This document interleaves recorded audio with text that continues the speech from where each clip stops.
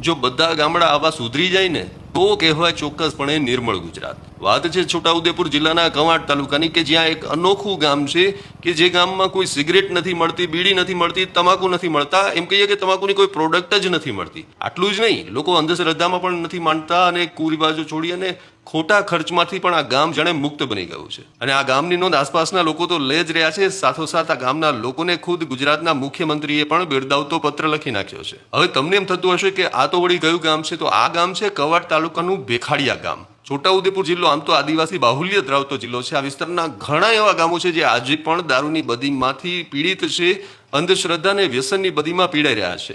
આ ગામના કેટલાય પરિવારો આવા વ્યસનના કારણે ઉજળી ગયા છે. પણ ભેખાડીયા ગામની વાત જ અહીં અલગ છે. ભેખાડીયા ગામના દરેક લોકોએ નિર્વ્યસની બનવાનો નિર્ધાર કર્યો અને આજે આ ગામે સાર્થક કરી બતાવ્યો છે કે જો અગર નિર્ધાર કરવામાં આવે, સંકલ્પ કરવામાં આવે તો ચોક્કસપણે ગમે તેવી બદીને દૂર કરી શકાય છે.